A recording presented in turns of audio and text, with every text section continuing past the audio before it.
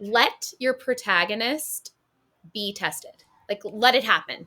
Because Wow. when you feel that your character's being challenged, your identity's being, compromised, like all these things are happening to you, those moments, unfortunately, but fortunately, are the ones that are going to take you places that you've Yeah. never been before.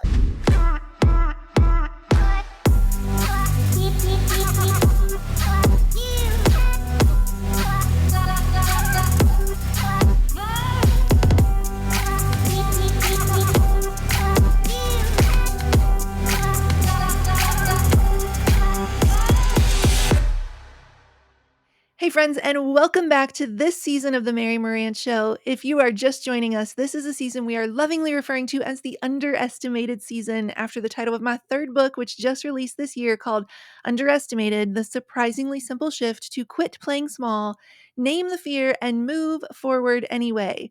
So, all this season, which we are officially now extending all throughout the rest of 2025, I am being joined by some amazing guests, some all time favorite past guests, and some brand new ones as we sit down and have the deep, hard conversations we love to have around here about all the different faces of fear I cover in the book. Things like procrastination, people pleasing, imposter syndrome, self sabotage, second guessing, perfectionism, and more. And today I could not be more excited to be joined by the absolutely incredible, she's a girl you might know, Miss Hayley Paige, as we talk about showing up, success, what to do when everything goes wrong and is taken from you, and how to have the courage to start again. Hayley, welcome to the show. Thank you for being here. Yay! Thank you, Mary. It's so nice to see you. And I love diving into your book. Yay. Congratulations. Thank you. Thank you. I was thinking as I was getting ready to come on that Justin and I have now known you for a while from the wedding industry. We've gotten to see you in person a couple of times at some Beth Chapman White Dress by the Shore events. We have done many, many shoots with her using your beautiful dresses, your beautiful gowns. But even before we jump into all things wedding world and wedding dress world, I want to go back even before that to the girl who came before the Hayley Paige that we all know and love. You were actually a competitive gymnast at Cornell. Is that correct? Yes, I Yeah. was. Scrunchies Yeah. and all. Yeah. Yeah. And I saw there when I looked that up as well that you also were a double major in pre-med and apparel design, which is a kind of an unusual combination. And I feel like I know a little something about this as somebody who went to law school but before becoming a wedding photographer, these sort of pivots in life. And so when you think back on like the breadcrumbs from all the way when you were little, things that make sense in hindsight, but you didn't fully understand them at the time. Like what were some of those earliest signs that you were headed into designing? Like, has that been something you've been interested in all along? How did the pre-med come into it? Was that just stitching? Stitching people or stitching dresses? Talk about Yes. sort of like the meandering paths that can sometimes bring us where we are. I definitely saw it as a contingency plan because doing something creative for a living always seemed a bit far-fetched and like Yeah. a pipe dream. Mm. And my dad was a general surgeon. My mom was a biologist. And I think coming from hardworking, more formulaic pathways, like just understanding what they were doing and how they came to be, that just seemed kind of like the path I would go on. But I Mhm. always gravitated towards design. And in my heart, wedding dress designing was something I considered my biggest dream. I just didn't really know how Yeah. to get there. And it's kind of Yeah. almost saw it as like a hobby or a craft. And it wasn't Mm. until I got to college that I was like, oh, they have a fiber science program and I can overlap pre med while also dabbling in design and kind of seeing where this goes. So Yeah. it was very helpful for me and my mindset.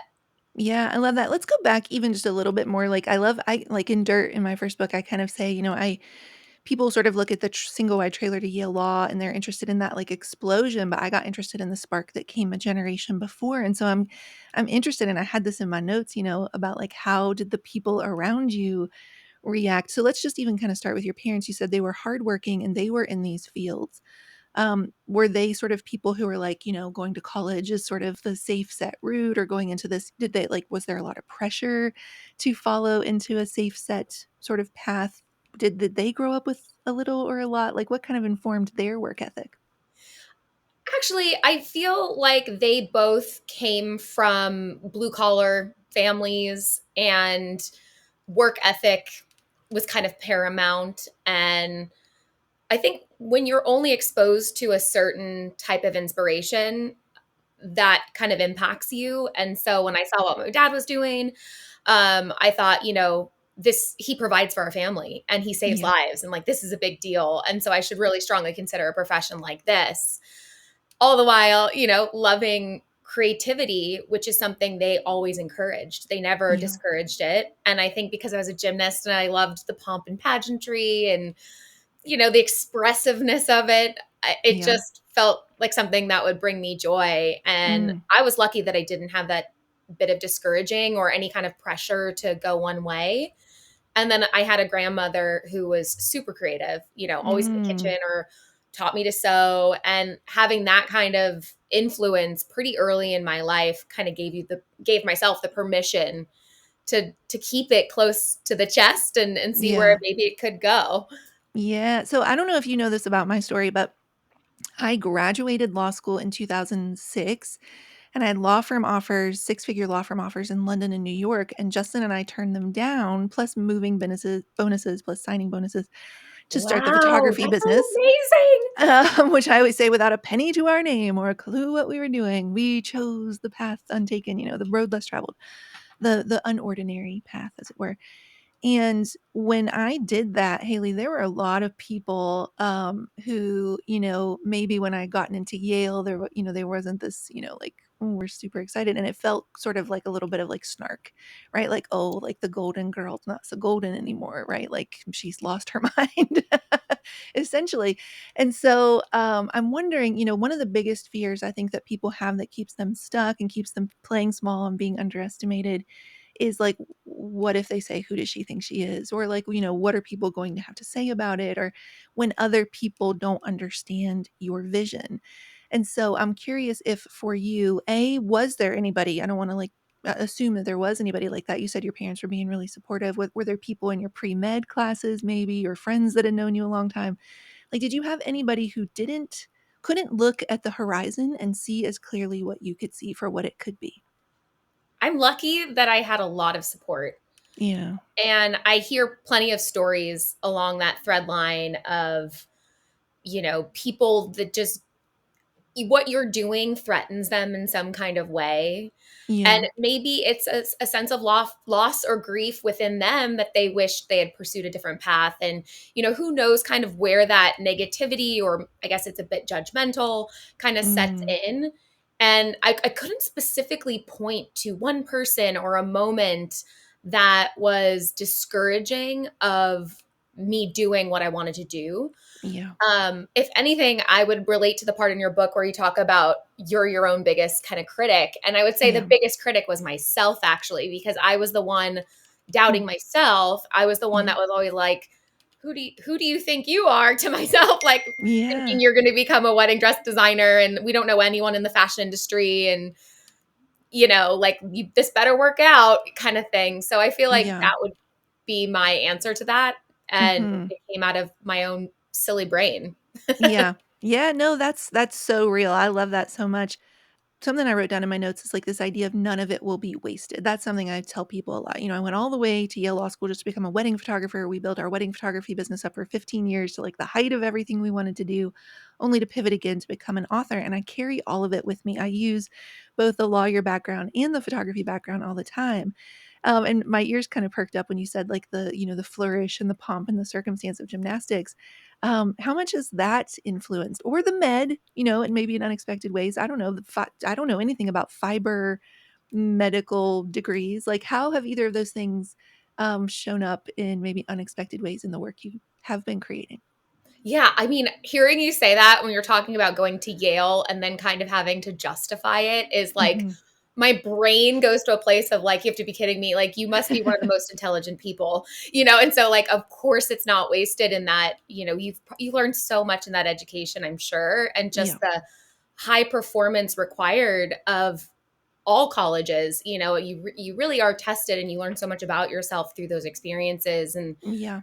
I'm such an advocate for education because for me, I benefited from real guidance and professors that were extremely skilled and had a way of really providing a landscape and viability to the profession of design, Mm, and kind of gave me that bit of formula that I needed at that stage. And yeah. so when in my college experience, which was really unique because it is fiber science, which means we learned about textile chemistries and like how astronaut Okay. suits are made and things No things on the way. more, I guess, technical side or Okay. scientific side. And I actually graduated with a bachelor's of science. And I was so grateful for that experience because it allowed me to kind of think of fabrics in terms of performance and movement, which Wow. really came into play in the wedding dress world because it's not just let's throw some sparkle on a dress, how is Yeah. it going to fit to the body and contour, and what are the pieces of the fabrics that come together and the construction that really make it special Mm, and fit the girl, so I feel like that yeah. I'm so blessed to have had that experience. And Yeah. I would imagine for you too, going to an education path that requires so much and demands so much, Yeah. you build a level of like tolerance within you to be either whether it's hardworking or to search for another answer or to think outside the box. Those skills are also transferable, Yeah. especially in photography. you know Mhm. Yeah. I was gonna ask that actually, like, do you feel like the discipline of being a professional athlete, I guess, for what's competitive profession I mean, you didn't Competitive. Yeah. competitive, That's there's the perfect. word, thank you. Like, the discipline of that or the training or the we can do hard things, like, that's, something I talk about in the book is, like, training your brain, like, "No, no, we don't have to run away the first second it gets tough. We are people who can do hard things." So do you feel like, even just putting in the reps from that background has helped you as an Yes. entrepreneur? Hugely. That's probably one of my number one pieces of advice is the hours you're putting in. And it's not just for Mhm. the sake of, oh, you have to be hardworking and you got to get your 10,000 hours in. There is a real credibility to it. Mm. And there's this amazing comparison or study that they had done at a school where they asked a group of students to make one perfect pot. And then they Hmm. asked a second group of students to make as many pots as they possibly could in a designated amount of time. And what they Okay. found out was that the most perfect pot was in the one group that was making as many pots as possible because they were just Interesting. continually Iterating. exercising that creative muscle and that making muscle. And Hmm. unfortunately, that's not the answer that everyone wants to hear Yeah. because we're trained to have instant gratification or instant success. Like, we only see the success from other people a lot of times and we think we need to be at that level. And we Mhm. don't see everything that kind of went into that to get to that point. Yeah. And you need all that. You need all the experience. You need all the Hmm. failures. You need Yeah. all the late nights where you don't want to do it, but you still do it. Like that's the best way to go about it, one day at a Yeah. time. Okay, Yeah. so in the same vein as that, like, how many sketches would you say have ended up on the cutting room floor? Because I'm gonna be honest with you, when I think of you, I think of you sort of like Taylor Swift in my head, Oh my where I gosh. just feel like, you sit down and for 15-second sketch, and then it's just like, masterpiece after masterpiece. I don't imagine there being a lot of iterations that don't become perfect final products. So, something I teach in my writing course is like we have to fall in love with the scraps. We have to fall in love with like the iterating and the like, this isn't going to make it into this book, but maybe it's for a future book, or maybe it won't go anywhere, but I couldn't have gotten to this place without this, previous version that has nothing to do with what that ended up actually being. So, how many sketches don't actually like, how many sketches do you go through before you find the perfect dress? First of all, kindest compliment ever. So thank the goddess that she is. Yes. Uh, to answer your question, I sketch nonstop. And I don't Hmm. just sketch dresses. I sketch like Care Bears and Gremlins and like I'm always Care moving my Bears. hand. I know. Okay, Care Bears are in chapter 2 of Underestimated, so you just unlocked a new level of love for you. Yes. The Yes. belly.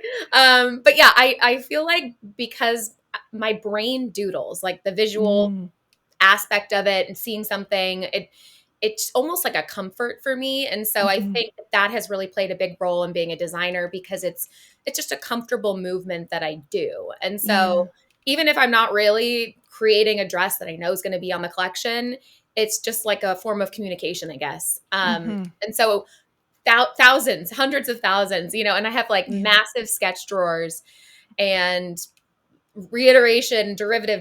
And that was, again, another thing I had learned at Cornell. One professor in particular, she's like, you know, take a sketch and then redo it 100 times, like 100 Wow. different ways. And so you would do Wow. these derivatives and you would start to realize that your best sketch is number 73, and so it wasn't number one. Interesting. And you do get better at it, of course, because proportions and knowing what girls love, and naturally the process becomes a little bit easier, but I still Mm. to this day rely on it a lot. Yeah. And I would imagine with writing books that, Yeah. like, I wonder how many times you sit down and you're like, okay, I'm going to start from the beginning again. And I'm going to start editing Mm. from the beginning. And then all of a sudden A you're on like a million. whole nother tangent and just editing and Yeah. editing and editing. Yeah, a million, a million. I call myself Yeah, a micro editor, so I don't really do the like it actually stresses me out more to have a truly crappy draft that I have to come back and fix than to kind of like play with it in real time. So when you talk about this like doodling is almost like a gut reaction or just sort of like a your hand just goes to that. That's what like I a do with ramble. sentences. Yeah. Yeah. Yeah, I do. I'm over here doing that with sentences. I feel like Taylor Swift's doing that with lyric lines. So like it's just Yeah, this like almost like a I don't know, like, it's both natural and it comes without thinking, but there's also this, like, obsessive or incessant kind of like, "Ooh, it's not quite there yet," And, like and it's not a perfectionism thing necessarily, it can be, but it's not perfectionism, it's more just, like, love of the noodling, like you said, noodling and doodling with words and totally. pictures, I love that. Okay, so when you are going to enter, more professionally into the wedding dress field, I wrote down, that's like a lot of things related to weddings. That was a very saturated landscape to come into, even to begin with. There were a lot of dresses, there were a lot of names out there already, what have you. And one of the biggest things that keep people stuck is this idea of it's all been done better, it's all been done by somebody the world actually wants to pay attention to. Like, my voice doesn't matter here. Who am I to add to the field? And so there's that setup of the question of just it is a generally saturated market. But then the thing I want to make very clear to say here, I wrote in my notes, and I knew this was going to be something I said to you from the very beginning when we got this on the calendar, is that your designs, your voice in design, to me, there's a word in that's used with writers around books. It's a Latin phrase. It is sui generis. We didn't know we were going to quote Latin today. I love it. Sui generis, and it literally translates to constituting a class all their own. So it is a voice so fresh it doesn't sound like someone else. It is not, just a derivative of someone who came before, that it is truly an original. And I feel like when you came onto the wedding dress scene, that's what you were and continue to be. And so it's like this tension of like anybody else could look at this saturated market and go, "Oh, there's already so many people doing this. There's already so many people established in this. Who am I to do this?" But then there's the creatives who also know they have something original to say, that even in spite of the evidence of it being so saturated, they still can't convince themselves to play small because they know they're going to, move the conversation forward. So, did you feel any of that heading into it? Did you look around and go, "Oh my gosh, there's already so many dresses," or was it like not even a thought in your mind because you knew you had something to say? I didn't think anything would top the Taylor Swift comment, but then that, like, a very nice compliment. I just have to say thank you. Latin and Taylor Swift. This Really is how nice of my you to brain say works. that. Thank you. I feel that relates wholeheartedly to me because saturation just completely kills dreams. The idea that somebody's Mhm. already doing it and who are you to go and try, and it really becomes this imposter syndrome, and it fits under that entire wing of just like doubt. Yeah. And luckily, when you have a real calling, it'll keep calling. It will keep calling. It'll keep Wow. tapping you on the shoulder. It'll keep bothering you. And the more you listen to it, of course, the more that you apply yourself, because you have to constantly be working at it to develop the credibility and see Mm. yourself getting better at something. You need that as well. Yeah. That's going to outweigh the doubt, because the doubt and those ideas of like, oh, it's a diluted market, there's too many people, there's saturation, that's always going to be there. Like, it's not going anywhere. You're never going to get rid of it.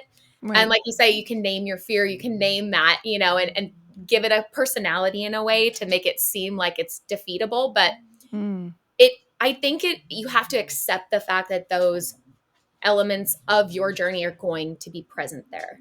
You just Yeah. have to make sure that everything else kind of outweighs it, tilts the scale just enough so that you can see the personal progress or Yeah. the excitement you get from doing it. Mhm. And I think social media has actually been an incredible tool. It just has really opened up a whole new world for people to be Mhm. creators, to be expressive, to go for it, and like to get that bit of attention or rejection. Because Yeah. really, the worst thing of all is to be ignored. It's Hmm. to feel like you're not even considered in the room. But if you're Yeah. getting hate, or rejection, or you're getting some kind of feedback, that's actually amazing, Hmm. because you're showing up and Wow. you're in the game, you're in the arena. So I feel like social media does that. And again, you could see social media and be like, oh, the content these days, like you just can't be seen anymore because so many people are up doing it. And it's like, Mm. yep, that's true. But keep throwing up your content, keep doing Yeah. it, like just Right. Right. Yeah. Yes. I love that because it's like it's not glossing over the fact that there are challenges. It's saying like, yeah, there are challenges. Now what? Yeah, I love that. And something that you just said there that really stood out to me is this idea of like we think criticism is fatal. We think that's the worst thing that could happen, but like this idea of like no, actually, like the worst thing that could happen is nobody ever gets around to actually seeing the work that you have inside you. And there's this, I think it's an Aristotle quote that says, in order to avoid any and all criticism, do nothing, be nothing, say nothing. And it's like, there you perfectly go. That's said. Yeah, it. That's all you can do then. Great. You got to the end of your life and you were never criticized, but you never did anything either. right. So I really love that reminder. So, when let's just real quick before we move on from that, when you looked at the wedding dress market and it felt so I wrote in my notes something we talk about in the book, I talk about in the book is the research riptide. And I'll just set it up this way. So when I have a master's in moral philosophy and then the law degree, and I had to do a thesis in the master's program and two big papers to graduate law school. And we had Ugh, two, that you sounds know, exhausting and amazing at the same time. pretty much, pretty much. Yeah. Uh, the two rules we had to follow were number one, we had to survey the landscape. So we had to know what had already been said. We weren't allowed to just sit around and pretend like we invented, you know, the harm principle or whatever. Mhm. And so we had to do the research to know who had said what and to know who to attribute it to. That's a big, important one that doesn't always happen in creative spaces. Got it. Um, Got it. Yeah. but number two, we then had to move the conversation forward. We could not graduate if all we did was a book report on what had already been said. And so I say in the research riptide, not surprisingly, one of the first things I do when I start a new project is to go research what else has been done, how everyone else is doing it. And at its best, this allows me to know the rules in order to break the rules. This thing that has served me well in both business and life is if ever I'm doing something and I'm asking, what's everyone else doing? What am I supposed to do? I'm probably already on the wrong path, certainly the most crowded one. At its worst, though, what can happen with the research riptide is we start, we're floating along and like learning from people we look up to, people who are doing the thing we most want to do. We're learning from their best practices. We're absorbing and soaking up everything for how they run their business. And before we know it, we've been pulled way far out. We're in way over our heads. And then very quickly we go from just like research in the name of basically indefinitely delaying the dream. We don't have to go do anything about it if we're still researching, to realizing it's super saturated. Oh, my voice isn't needed here. Oh, everybody's doing it better than me. Get defeated and then give up. So that's sort of the research riptide. Um, when you were looking around at the wedding dress market of what existed, this is kind of like a pairing of the two. Like A, how much research were you doing or were you putting blinders on? And B, when you looked at it, what did you say was like, okay, this is what's missing? I feel like, for example, in my field, that here's this huge thought leader market for authors, and a strong female voice was seriously lacking. It's not that they don't exist, but an female voice that could balance both EQ and IQ, and not feel like you suddenly have to write like one of the boys in order to belong. So that's something that I felt like underestimated was going to really move the conversation forward. So, I'm thinking of like what my answers would be for you in terms of just like the whimsy and the romantic, or that sort of like a little bit of that unicorn feel. But like, what when you were looking at dresses, like what made you bored? Like the existing dresses that were there, what made you bored or what made you frustrated that like this wasn't a thing that exists, so I'm gonna have to go make it myself? First of all, you did an excellent job with the IQ and EQ in your book. And I Thank think you. you're so right that there are so few female motivation Yeah. like mentors out there. Most are men. Even like my mentor is a man, and Hmm. so keep going because Thank you. it's really brilliant. It connects to the psyche 100% I because love women that. think differently. Right. I'll say that first. But to your answer your two parts of your question. So what's interesting is I think when I was in the learning phase, and like you're saying, it's the research riptide, I did find the rabbit holes helpful because you absorb it like a sponge, you learn a lot, and I knew eventually that this would help me someday, like doing all that kind of stuff. And I even did styling for a while, Hmm. and I was like, "Oh, this is never going to help me." And it actually really did in Hmm. a lot of different ways for runway shows and those kind of things. So going back to your original point about like nothing is ever wasted, I Yeah. fully subscribe to that. But I would say that in the doing of things, that's where I saw myself improving and kind of finding my aesthetic Mm, or my voice. And so it didn't so much come from the fact that I was like, oh, everyone's over here doing this. So I'm going to go over here and do this. It was yeah. more that I did have a little bit of a blinder up, that I wasn't distracted by what was going on. Yeah. And then there's like this weaving that you get as you start to develop your collection and as you become a designer in the industry. People give you the other piece of the pie, Hmm. like the response that you get from the brides and the stores. You kind of develop things together. Yeah. It's such a validation industry, and Mm, yes, as a designer you need to have your vision, but you also kind of need that feedback piece. And that's something mhm. that you build over time. And Yeah. again, like a great communication or a great conversation, it builds on itself. And then Hmm. it becomes a whole new animal. And so for me, I got so much credibility from the actual bride and from the experiences and what she wanted, and, listening to the feedback and then also implementing it into what I was doing. And I would say that when you are in an industry where everyone is doing the same thing, Hmm. you're in a great spot because then you just have to look for the little nooks and crannies of what's going to make it different for you. Because Wow. right now, even on social media, it's like, ah, the viral TikTok, the viral audio, the everyone's doing the voiceover thing, and like everyone does it, Yeah. and it's great when that happens because then you're like, I can actually do something different here Hmm. using the feedback and knowing that's doing well. What could it be, And so I feel like Right. that's kind of something again that you build tolerance in over time, and you do have trial and error and throwing yourself out there. Um, but yeah, for me, it's like it was more, I guess, collaborative, I would say. Yeah. Yeah, I love that. I actually just taught a class yesterday, called How to Silence Fear and Finally Write Your Book in 2025. It was leading to my writing course just opened up today for a new round, as we're recording this. And so anyway, one of the things that I was teaching about was Glossier, the makeup company, and how they sort of became this cult hit because at the time that they burst onto the scene, the common wisdom was you, as a makeup line, make products you're interested in. You go to the middleman of the big box stores, you get on their shelves, you're trying to get shelf placement, and you use the stores for customers to discover you. And I'm totally blanking on her name, but the founder of Glossier first had a makeup blog, a lifestyle blog for 4 years, where she was just listening to her readers. She was listening to herself of like, what is missing?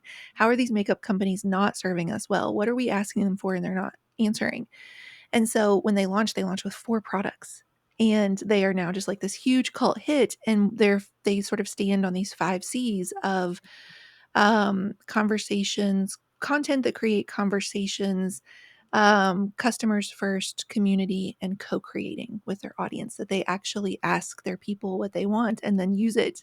And I love what you're saying there, just kind of like there's this magic that happens in a podcast. I call it kind of like this jazz meets improv, yes, and where we never know exactly where it's going to go because you're missing that magic piece. I could never know, no matter how much I prepare before, exactly where the conversation's going to go because we get together and it's like this pop pop pop pop pop pop, kind of jazz. And it's the same thing with like I'm writing books now based on conversations I was having with my readers on the previous books, and I'm already writing book 4 based on conversations I'm having now about underestimated. So I just think that's like there is this magic and this like layering where you're like, wait, did that come from my brain or from something people were asking me for? So I love that. I love all of that so much. It's like All right, cooking. Like when yeah, you're like my husband to be, I should say, I always call him my husband, but when we cook, we're always like, oh, let's make chicken, and then like all of a sudden we're like, it's stir fry chicken and there's extra yeah, pepper and lemon and thing, and like it becomes something else. And right. it's great because you kind of give yourself permission to build as you go a little bit. And that Hmm. mindset that like you have to have it all here ready to Yeah. go before you start or whatever, it's actually give it some, cooking time. Yeah, no, that's so good. Oh, that's such a satisfying land the moment, like land the plane moment. I love that. Give that some cooking time. Me too. 100% because the biggest thing that keeps people stuck who want to write a book is they think they have to have it all figured out before they can get started. But you have to get started in order to figure it out. Like you're not going to know where that section goes until you're actually moving it around. So I love that so much. Yes. Let's get into some of the meat of what happened once you were on, the scene with the dresses. I'm going to have you, I know you're very well versed in telling this story, so kind of just lay out the facts for us of like what happened, when it happened, where did it go wrong, in terms of you signing your name. I'll let you take it from there. I've gotten so good at telling this in like a Yeah. couple phrases, but I'll give you a little bit more context. Yeah. I signed an employment agreement when I was 25 years old. I was Mm. eager for my big dream and my big opportunity. I was actually coming from another house of brands called Priscilla of Boston, Oh, which yeah. was like a heritage brand in the bridal industry. And I had an amazing experience there. I got to work with Marquesa and Mm. travel to China. And it was Wow. fantastic, but I always wanted to kind of lead my own collection. And so I got this amazing opportunity and I was really fearful that I would lose it, that Mm. like I'm not that established yet. I know I can do some pretty good things, but I kind of need to prove myself and show that I'm a team player and everything. And Yeah. so I wasn't combative and, just kind of signed on the dotted line, didn't bring in a lawyer or anything and got right to work. And Mm. then that led into this beautiful chapter of growth and joy and loving what I did. And I was on a TV show, and then there were licensing deals and like Mm. spinning plates everywhere. And it was just an incredible moment in time for me.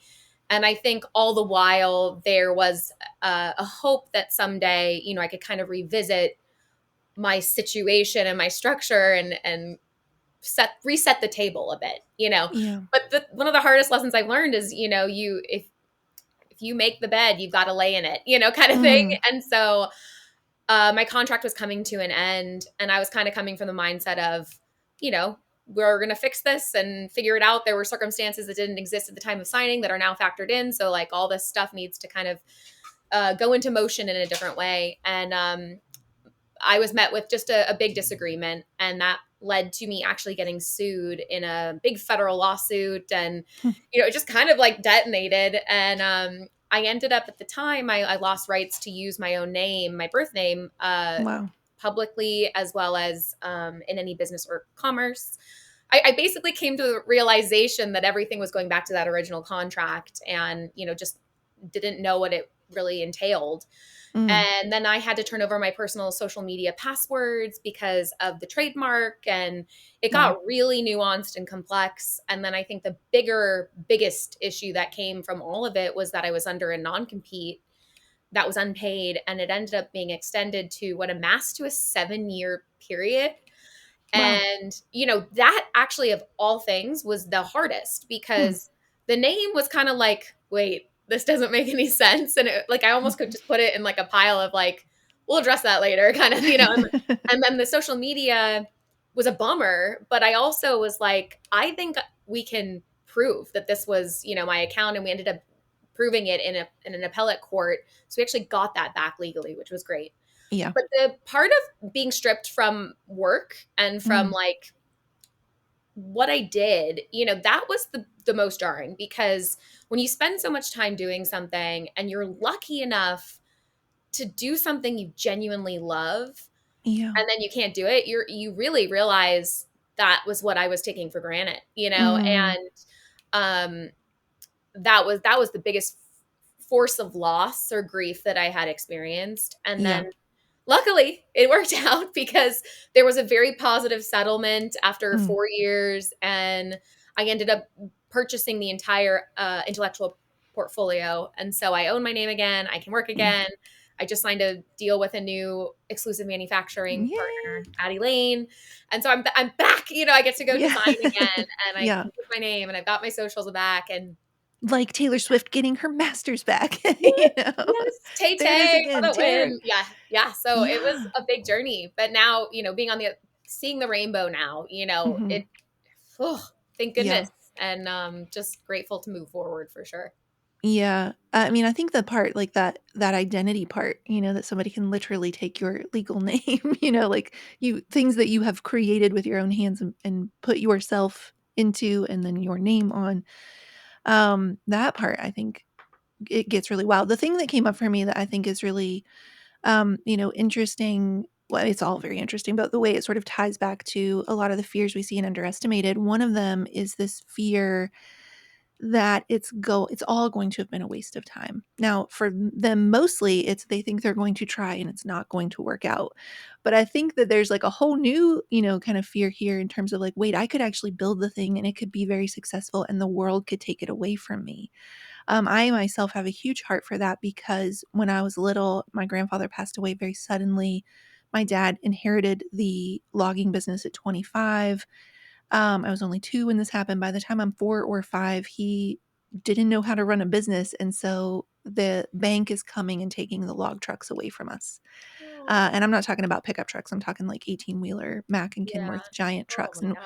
when you live on the top of a mountain in a logging community, people notice when those things are being, Yeah, hauled like what's away. happening here? Yeah. Oh my gosh. And I say like in dirt, like I watched him get smaller and smaller as the trucks drove away. And so he very much always had this that you can build something with your own hands, and get scars and dirt on your hands building it, and the world can come and hurt you. The world can come take it away. So I think a lot of people even have that underlying fear without realizing it. And on the class I taught yesterday, one of the fears somebody articulated, and I have heard this many times before, is I'm just afraid that if I get a publishing deal, then they will own my story and they'll have, all these restrictions on how I'm able to tell my story or how I'm able to then share my story after and that's like a very real thing. The publisher does own the product of the Yeah, book and like right. there are limitations on how much you can read passages and how long they can be or what have you.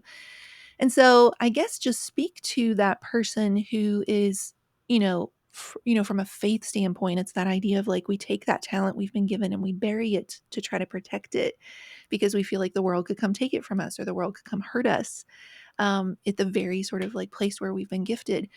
So just talk for a second to the person who's like, if I don't ever move forward, if I don't, ever step out, if I let fear keep winning, at least I won't get hurt like that. Like, I don't know if you want to speak to it from a it was still worth it kind of place. I don't know if you're there, you know? Too Um, soon? No. yeah.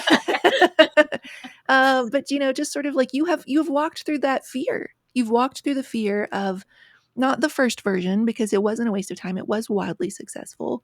But there was a gap of 4 years where it could have felt like, what was all of this for? It's been taken from me. And you're now on the other side of that. So just give us some wisdom on like, even if the worst happens, Yeah. you don't know what can come from it.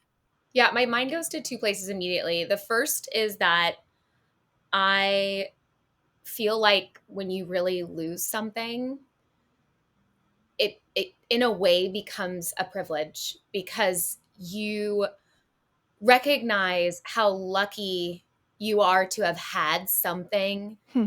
that hurts so badly to be gone. Wow. And I think part of that came from heartbreak growing up. I mean, I'm a girl's girl, but I'm a hopeless romantic. And I had a wedding, I got married, I fell in Mm, love, and it fell apart, and mm, then the thought of like, this hurts so badly. And then to find love again and yeah. to meet Conrad and to be at that beginning of knowing somebody and how Mm, exciting it is and that feeling of falling in love again, it kind of gave me this reassurance of like, it can happen again for you and you can mm, start over.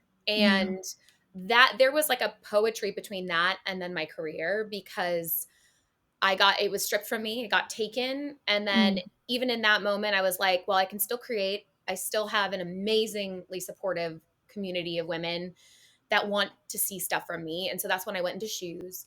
mm, But then when I got Hayley Paige back and I was able to go back and design again, there was a small part of me that was like, oh my gosh, I have to do this all over. And then I yeah. quickly switched and was like, oh my gosh, I get to do Get this to. all over again. And then Yeah. I got excited because I was like, oh, I get to rebuild, I get to do new print, I get to start fresh. And like there was so much energy that came from that. Hmm, And I think it was because of experiencing loss before and knowing that you're never gonna have the same type of love hmm, twice, but getting a second chance at something like that twice upon a time theory, it is yeah. just such an incredible like thing to be grateful for. And it Hmm, does feel like a privilege. It does in a yeah. very, very good way. You know what I hear is like gratitude is a much better fuel than revenge. Or Yes. gratitude is a much better fuel than proving people wrong, or gratitude is a much better fuel than like even like setting your jaw and like, we can do hard things. Like that's part of it. Yeah. But my whole life, Haley, I've been the we can do hard things person and the like the long suffering one, the tenacious one, like, okay, let's push this boulder back up the mountain again. But I really struggle with the we get to do this. We We get to get do to do this. this. And I, Yeah. every day when I was waking up writing this book, I really had to say that to myself. We get to write today. Don't Hmm. forget we dreamed of this since we were 5. Yeah. Something else I wanted to ask you about. You mentioned a little while ago that you signed that contract at 25. You didn't want to rock the boat. In the people pleasing chapter of Underestimated People Pleasing is a Lonely Intersection, I talk about the Oliver Twist problem. And it's sort of referencing the Charles Dickens story that was made into a movie, and the little, English boy, please, sir, can I have some more? And more. Are you serious? More. And we can kind of walk around um, asking people for their scraps because we can't believe somebody picked us once, let alone that another opportunity would ever come around. So we take the first, option we get or Yeah. what have you. And so the thing I'm curious about is you then stand up for your name, for your identity, for yourself, for this business, for your work in a very public way. People pleasers can feel like conflict will be fatal, that to be separated at all from somebody, to have anybody disappointed in you at all, like this previous company or what have you. That's just the end of the world, basically. So how did you go from like, I don't want to rock the boat, to have the courage to draw a line in the sand, and we train people how to treat us and all that kind of stuff, to fight when the world did try to come take it. That's such a good question. I need to think about it for a minute because I feel like a big part of what happened was really, I felt like I had no other choice but to kind of speak to my story and my truth. And that was something that hadn't been taken. And so I was so grateful I was able to share what was going on just Yeah, factually so that there was real transparency. And having ownership over your story and your narrative it's paramount. yeah, Um, but I don't know, like the courage part, because I am definitely a people pleaser. Like that is mm, definitely at the core a big part of who I am. And I've tried to learn how to utilize it to my benefit in that most of the time, being a nice, good person is going to work out for you. mm, A few times it's not going to work out because people will see it as a point of weakness or vulnerability, and they'll weaponize it or it'll be used in a certain way, and I've learned that through a lot of different relationships in my life as well. yeah, but it's like when you go through something really traumatic, you kind of have to give yourself this self assessment and say like, okay, well, what did I do to create this? Sorry, my dog is getting like into the dress. So if you see the mannequin moving, it's not a ghost. I was like, she's I'm gonna think I'm really like glad you possessed over clarified. here. You're haunted, Hayley. Turn Okay, around. come over here. I love Um, it. yeah, so the courage part is where I'm really like I kind of struggle because I definitely feel like I have to constantly battle that idea that like this is part of who I am and I don't want to change that. However, Mm, this pattern hasn't always served me. So how can I learn from the mistake but mm, still hold on to what who I am? yeah, And when you go through the trauma or you go through a big setback like that, you definitely question yourself and you mm, question your choices and you like that's what a real grown up person tries to do that's is right. you take accountability because then you figure out how to kind of fix it and move forward. That's right. But I also Yeah. was like, I do not want to become an angry, jaded person. I also don't want to be deterred from Mm, the craft that I have loved so much, and yeah. like, I also don't want to ruin this for other women, like the idea that Mm, I was going through this crazy thing, but I was also a part of these incredible moments of women's lives. And I was right. like, I do not want to be like a stain on that, Hmm. like I want them to still Wow. celebrate and feel great about this and go buy that dress anyway. I don't like just, it really Yeah. was an interesting like dichotomy of Mm, things happening and like, okay, there's some good here, but there's also parts where I need to improve. And so I guess that's wow. kind of how I look at it now. Yeah. Gosh, I love that so much. My producer, Elizabeth Evans, I've heard her say, clear is kind.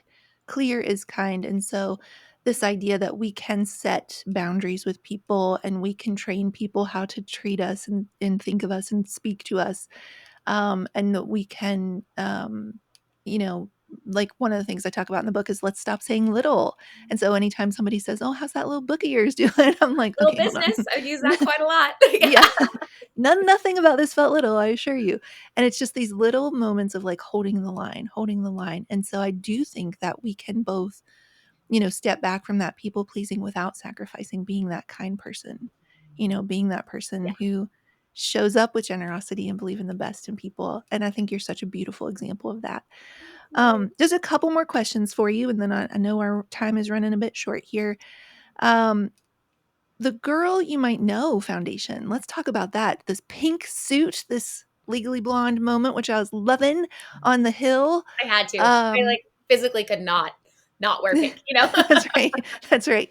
I think it's so interesting. Like when you were first saying, like, I think about the other women who were involved, that's where my mind immediately went was the other young creative entrepreneurs who are coming up who, like you, didn't have somebody speaking into how to protect their intellectual property, protect their, creativity, their ideas. So just talk a little bit about the foundation and what the work it's doing for young female entrepreneurs. It definitely started out of a problem, my own Mm, issue, and that just realizing there are so many contracts like this, yeah. and it doesn't have to be about conflict. It can be totally about clarity. Great Mm, word, that kindness is clarity. And so can contracts, they don't have to be this scary thing. yeah. And you don't know what you don't know. Mm, When you're young in your career, you have different pressures of the world. mhm, And going back actually to what you said a couple minutes ago, you were talking about how there is this like tendency for people to feel like it's all going to be taken away, and mhm. it's like this like one chance and Mm, like this mindset, it's mindset of scarcity, as they would say, this yeah. thing that like you don't do this, you're never going to be this. And Mhm. I could not disagree with that more. Like, especially somebody that's now like second time around, all this stuff. Like, I'm like, you got to believe that will have another chance, and that the world tries to put you in this black and white, Mm, especially in a lawsuit, that everything is black and white, and it's yeah. like nothing is just black or white. It is Mm, all colorful.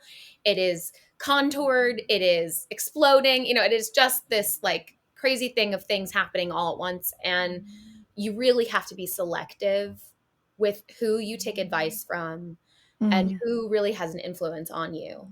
And that's something you just learn through life and through reading really great books, and also listening to people's stories and what happened to them. And for me, I really wanted to be the example of what not to do. And Yeah. also, here are some tips and tricks and things that you should know before Right. you sign a contract, before you get into say yes to a big opportunity. And it's worth just putting out there for the sake of just good karma, and Mm. give people some answers ahead of time, because they'll get there. They're going to make their own mistakes, they're going to have their own failures anyway, they're still going to learn, because you need to learn the Yeah. hard way.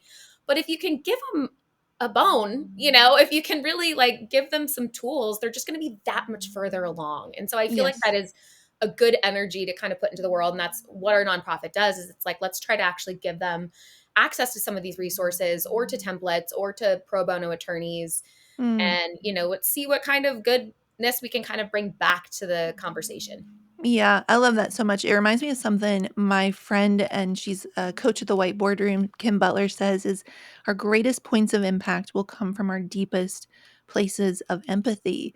And so in Underestimated, I talk about fear is going to attack you at the crosshair intersection where your gifts meet your story, because if you are only using your gifts alone, like if I were only using pretty words strung together in a sentence, if it were only about, if you only cared about the, fabric, for example, and not the woman who would be wearing the dress, then we could create very pretty things, but they ultimately stay kind of on the surface.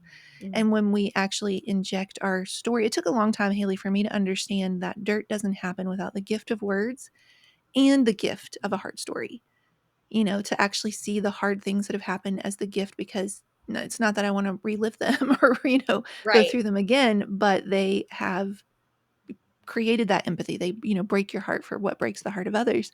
And so I think for you to have gone through this and emerge on the other side and say, okay, I'm not only going to just go back to the one axis of my gifts and what has always, worked before, I'm also going to infuse it with the empathy that this has given me, and this purpose and mission to make sure nobody else has to walk through it. I think that's really incredible. And one final thing I'll say is I talk about in the final chapter about how success can be a slippery slope, and we can kind of keep being in this cycle of starting over and back up to success and then starting over. Is that the way we break that is by making this leap to significance. In my head, it was always just a straight up climb. As long as you kept pushing up the graph, you Go got to back the up. top. Go back up. Yeah. Yeah, exactly. But a couple years ago, I had this picture in my head flash through like a Don Draper Kodak carousel slide. And it was as clear of a picture I've ever seen. And it was that there was a speed worthy, it's finished on the map gap between the two at the top, between our success and true significance. And that gap is it's not about us. It's not just about, our starting, our survival, our stability, our security, our making a name for ourselves, our success. Who might hurt us, who might have a problem with us, who might come for us and take what we've done from us. It's how do we actually then make it be the giant's shoulders the next generation can stand on, to make it easier for the ones coming up behind. And I think that's what you're doing. And I just think it's so incredible and so beautiful. And I actually got head to toe chills when you said, I'm not going to let it, I'm not going to let it take from me. The most important thing is I'm not going to be a bitter person. No, I'm going right. to Not gonna begin let it change again. me in a way that it's not who I am. But I'm Yeah. so glad you brought up the success part, because that was the part I earmarked. That success is a slippery I slope, love because that. that part was my favorite. And it just made me really think about, even when you achieve something, Mm, your brain automatically goes to a place of like, what now? what's next? Like, Yeah. and Yeah. you forget that actually it was the climb. And like they say, it's very cliche, but it really is the climb. That's And right. it's the idea that like, let your protagonist be tested, like let it happen. Because Wow. when you feel that your character's being challenged, your identity's being compromised, like all these things are happening to you, like those moments, unfortunately but fortunately, are the ones that are going to like take you places that you've Yeah. never been before. So yeah. Wow, so good. All right, last big question I have for you. I've got this on a blog post, I think, of yours or something on your website. It said, when I took the SATs, the essay question was, what is the meaning of life? My answer, even back then, was to create. Whether you are creating art, compassion, space for others, experiences, meaningful conversations, or creating tiny, kind humans. Being a creator means adding your unique value to our world. I hope you never give up on finding what that means for you, and that you know in your heart that that choice is only yours. So, just final parting words for the person who's been listening the whole time. They know fear in general and some of the specific fears we've talked about today are keeping them playing small, do nothing, say nothing, be nothing. Final parting words for that person who has something to create. Yeah, I mean, I definitely want to say always be creating, because that is what has been my survival. Hmm. Um, and I don't know. I think the opposite of depression is expression. Wow. It's really finding a way to still say something or show up for yourself. And for me, that's always been creativity based. So That's yeah. good. That's But I good. love that you just pulled that script, because that was that was like a moment in time for me that really, really meant something. And so I love that you actually found that little, we'll have to Yeah. repost that, because yeah. Yeah. Do it. Do Love it. it. All right. Well, finally, let them know where they can find you, where, do you have anything new coming out we should know about? I know there was a party to Yes. relaunch some stuff. So tell us all the things. Yeah, back on Instagram. I've actually been on it still for a while, but under a different account. And so now Mhm. I've got my original back. I've Miss Hayley Yay. Paige, and we just launched the brand is coming. We're launching a brand new collection of bridal dresses, which is Yay. exciting. Is that like Um, in the fall, or do we know, or it's still yes, too? yeah, Okay. it's coming at the end of July. So we're doing a proper presentation runway, and Nice. then stores are going to start receiving dresses by August.